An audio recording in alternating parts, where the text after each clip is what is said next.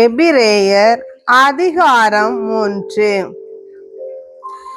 எனவே தூய சகோதர சகோதரிகளே, விண்ணக அழைப்பில் பங்கு கொண்டவர்களே, நாம் அறிக்கையிடும் திருத்தூதரும் தலைமை குருவுமாகிய இயேசுவை பற்றி எண்ணி பாருங்கள். கடவுளின் குடும்பத்தினர் அனைவரிடையேயும் மோசே நம்பிக்கைக்குரியவராய் இருந்தார். அவ்வாறே இவரும் தம்மை நியமித்த கடவுளுக்கு நம்பிக்கைக்குரியவராக இருந்தார். ஒரு வீட்டை கட்டி எழுப்புகிறவருக்கு அவ்வீட்டை விட அதிக மதிப்பு உண்டு.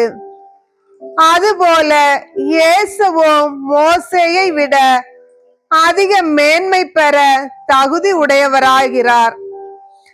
ஏனெனில் ஒவ்வொரு வீட்டையும் கட்டி எழுப்ப ஒருவர் இருப்பது போல எல்லாவற்றையும் கட்டி எழுப்புகிறவர் ஒருவர் இருக்கிறார், அவர் கடவுளே. ஊழியன் என முறையில் மோசே கடவுளின் குடும்பத்தார் அனைவரிடையேயும் நம்பிக்கைக்கு உரியவராய் இருந்தார். கடவுள் பின்னர் அறிவிக்க இருந்தவற்றுக்கு சான்று பகர்வதே அவரது ஊழியமாய் இருந்தது. ஆனால் கிறிஸ்து மகன் என்னும் முறையில் கடவுளின் குடும்பத்தார் மேல் அதிகாரம் பெற்றுள்ளார். துணிவையும் எதிர்நோக்கோடு கூடிய பெருமையையும் நாம் உறுதியாக பற்றி கொண்டால் கடவுளுடைய குடும்பத்தாராய் இருப்போம்.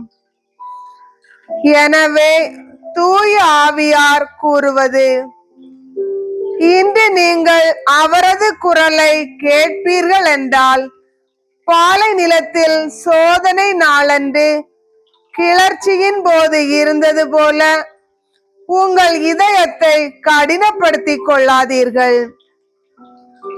அங்கே உங்கள் மூதாதையர் 40 ஆண்டுகள் என் செயல்களை கண்டிருந்தும் என்னை சோதித்து பார்த்தனர்.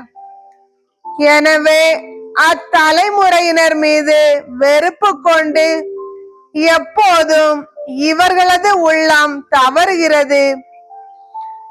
என் வழிகளை இவர்கள் அறியாதவர்கள். எனவே நான் சினமுற்று நான் அளிக்கும் இளைப்பாற்றியின் நாட்டிற்குள் நுழையவே மாட்டார்கள் என்று ஆணையிட்டு கூறினேன் என்றார் கடவுள். அன்பர்களே, நம்பிக்கை கொள்ளாத தீய உள்ளம் வாழும் கடவுளை விட்டு விலகும்.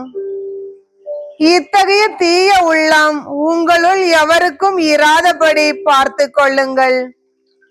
உங்களுள் எவரும் பாவத்தால் ஏமாற்றப்பட்டு கடின உள்ளத்தினர் ஆகாதவாறு ஒவ்வொரு நாளும் இன்றே என எண்ணி நாள்தோறும் ஒருவருக்கொருவர் அறிவுரை கூறுங்கள்.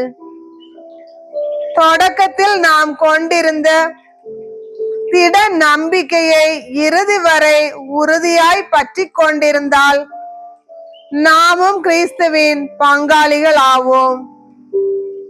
இன்று நீங்கள் அவரது குரலை கேட்பீர்கள் என்றால் கிளர்ச்சியின் போது இருந்தது போல உங்கள் இதயத்தை கடினப்படுத்திக் கொள்ளாதீர்கள் என்று கூறப்பட்டுள்ளது. அவரது குரலை கேட்டும் கிளர்ச்சி செய்தவர்கள் யார்?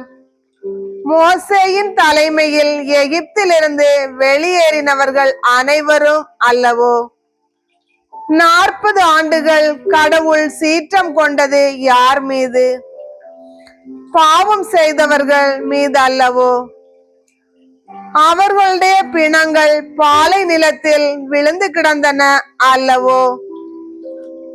நான் அளிக்கும் இளைப்பாற்றியின் நாட்டிற்குள் நுழையவே மாட்டார்கள் என்று யாரை பற்றி ஆணையிட்டு கூறினார்?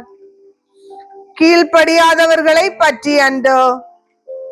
அவர்கள் நம்பிக்கை கொண்டிராததால் தான் அதை அடைய முடியாமற் போயிற்று என்பது தெரிகிறது.